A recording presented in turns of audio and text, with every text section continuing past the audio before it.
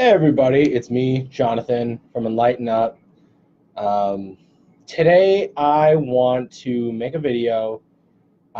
This is the first video of this series. It's going to be a series about kind of demystifying energy and telepathy and spells and all of these kind of things.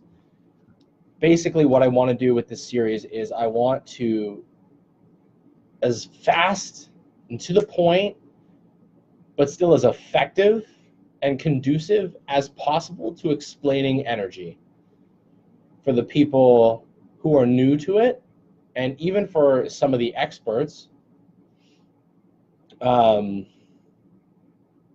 want to have a way to be able to explain energy to other people who still are young to it. This is what this is going to be for. And my first video is, what is energy? So what is it? What the hell is energy?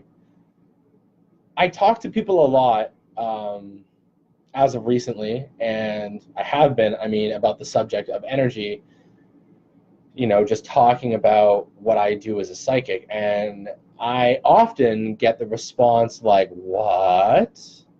What is energy? Like, there isn't much, in all fairness, as much as I want to be like, how do you not know? There isn't much education about it, and honestly, we're still growing into the level of acceptance that we have of it.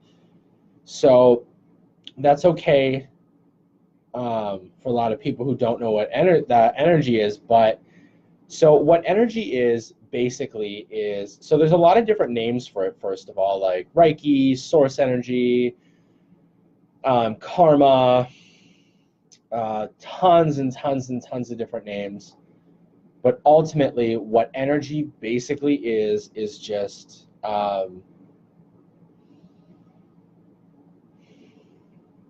want to relate it to something like applied kinesiology. So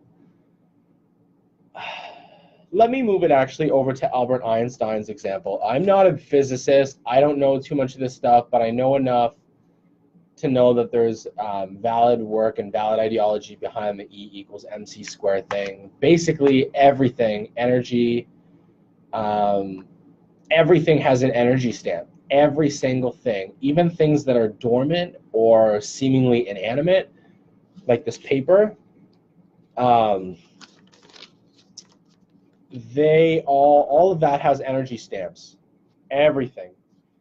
Anything from the most inanimate object all the way to people, and then things bigger than people.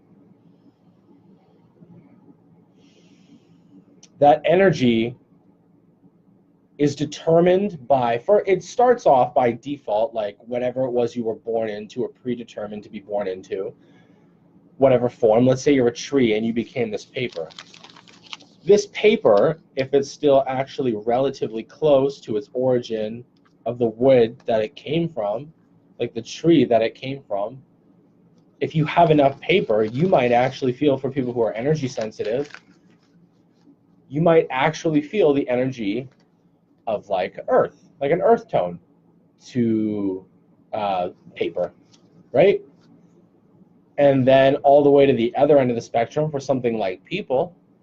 So, you say people have vibes. That's another way of calling energy. People give off certain vibes, good vibes, bad vibes. That's another way of saying the same thing. What energy stamp does that person have? What energy precedes them? What can you know about that person before even knowing them? That is a big way to look at that. And that's how our energy is determined. So that is basically energy in a nutshell. It doesn't have to be any more complicated than that. It doesn't have to be any more extensive than that. But it basically just comes down to the fabric that makes us and influences who we are. That's it. Super simple. Now, one other thing I want to touch upon is, how can energy be used for healing? So basically, source energy, when you learn to tap into it, so there are people like me who have certain gifts or training And there are even some people who don't have any of that. They just kind of learned or figured it out. Source energy, when you connect with source energy, you have access to unlimited raw energy. A lot of the energy provided by source isn't necessarily a blank canvas, but it is transmutable, and your body will let you use it as need be, or your energetic body, in the way that you're going to use it, apply that energy. Now, basically, the simple way of explaining how that actually happens, though, is in those blank canvas pieces of energy, you can, for people, like I said, for people, this is for more like people who, for people with gifts or training. Sorry, my back's really itchy. We have the ability to move that energy. So if I have energy right here, I can move this around and do with it as I please. But let's say I want to use it for something other than just general relaxation or, you know, feeling of peace. For those of you who are energy sensitive and watching this, you'll see the energy shift. If I imprint something, the intention of the, let's say, what's a good stone? I'm going to invoke the heart healing abilities of aventurine. Now, because I know what aventurine feels like, I can add it to the energy that I have here, to this almost like blank canvas kind of energy, so I can use it for heart healing. And that's it. That's it. That's energy explained very simply, and how energy is used for healing. There's not that much to it. And yeah, I can let this go. I'm not doing anything with it. Here, I'll give it to you guys. Whoosh. Project some heart healing energy.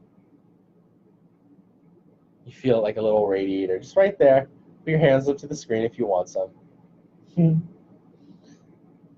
Well, thank you for watching my first video, to all those who do. And keep watching if you want to learn more about energy simplified.